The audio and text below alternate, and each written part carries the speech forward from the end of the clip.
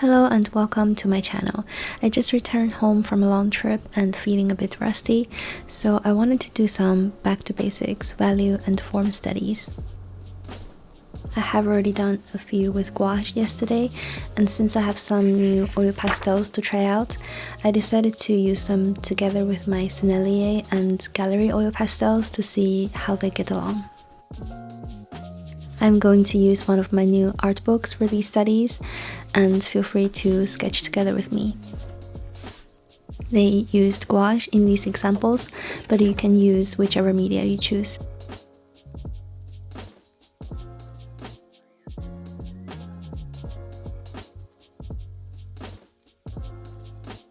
I started by picking out a few grays and making a value scale.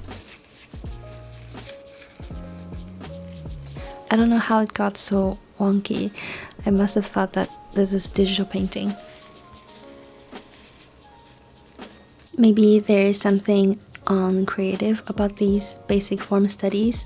It's not the most interesting subject. But I think it helps to keep me grounded, especially when trying out some new art supplies.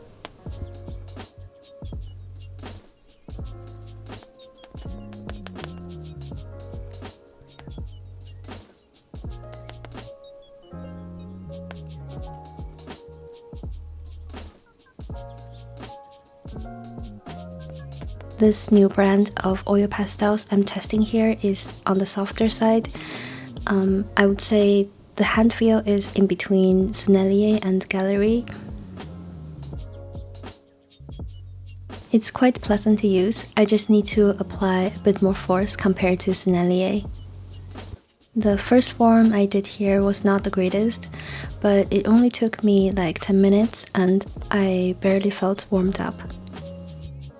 I don't know why I always have trouble with apples. I've never been satisfied with apples I paint. I think I made this one a bit too round.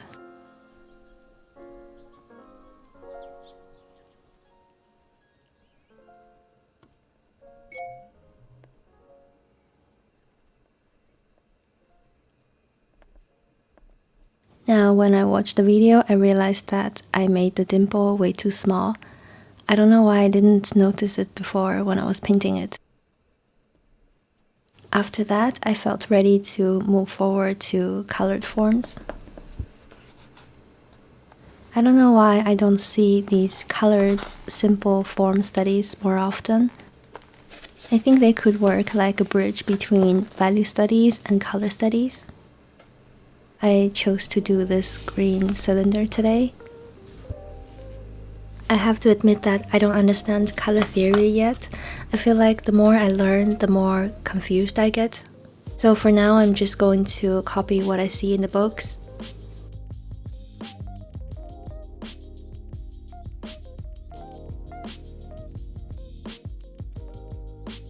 I noticed that there is a lot of orange tone on the shadow side of the cylinder, and I honestly don't know why, but I assume maybe there's something orange standing on the right side of it, like a tomato or something.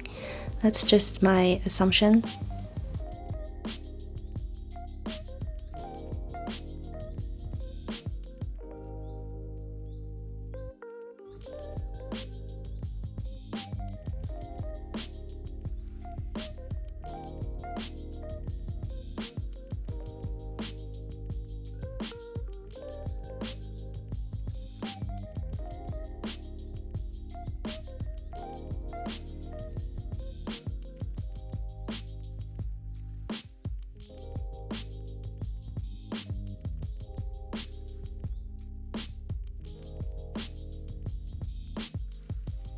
Next, I'm going to paint a yellow pear.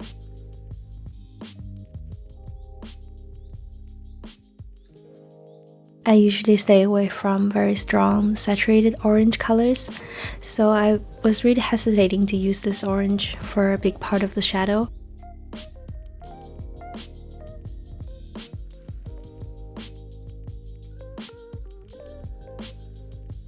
But after I blended that color with yellow and greens, it actually looked quite nice.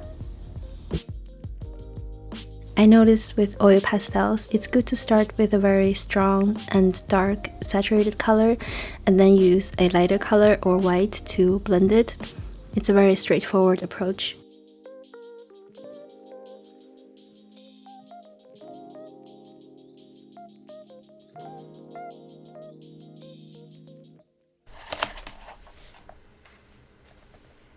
Now I want to do a quick master study of a landscape painting from a Canadian Impressionist painter. Her name is Helen Mcnicoll. I'm looking at my swatches to choose the colors I plan to use. And I'm using this oil painting paper this time. I like that it's textured like canvas. I remember I fell in love with her style as soon as I saw her paintings. I'm just really mesmerized by her use of color. I will link this reference photo below. I just wish there's more information about this artist, like books or documentaries. She was deaf from a young age because of scarlet fever and still went on to become such an amazing painter. I just really want to know more of her life story.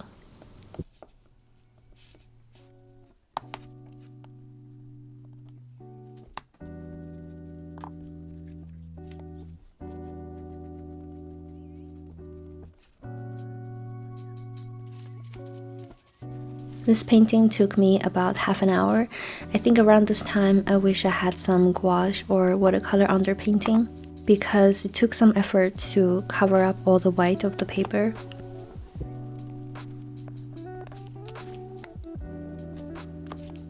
Let me know if you prefer to watch these painting footage in fast forward or in real time.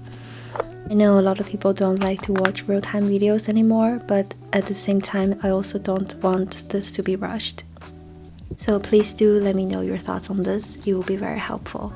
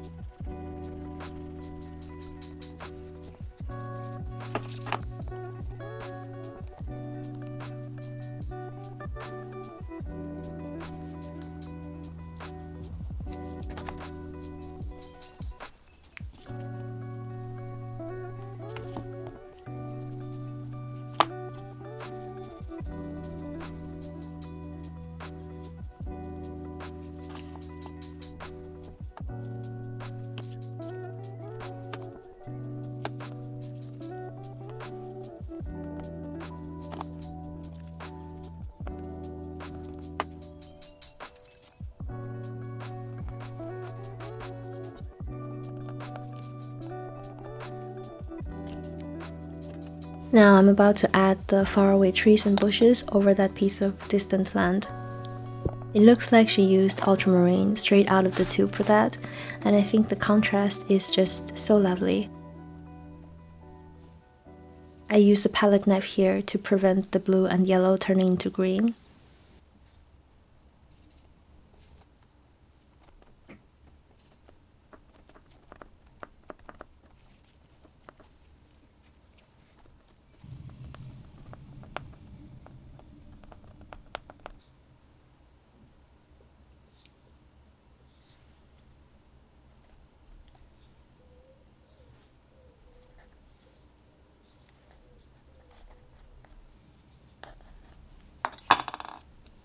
Then I added a few other details and this little painting is done. I'm not very happy with the clouds. I think it looks kind of clumsy. I really need to do more practice on clouds. But I really love how the oil pastels look on this oil painting paper. The texture is just how I want it to be. The next day I took these paintings outside to spray them with fixative. I usually don't use fixative, but oil pastels can be so messy and I have to put them away somewhere. I don't want them to stick together. Right, that's all from me for today. I hope you enjoyed this video. Let me know if you have any questions and I will try to answer them in the next one. Goodbye.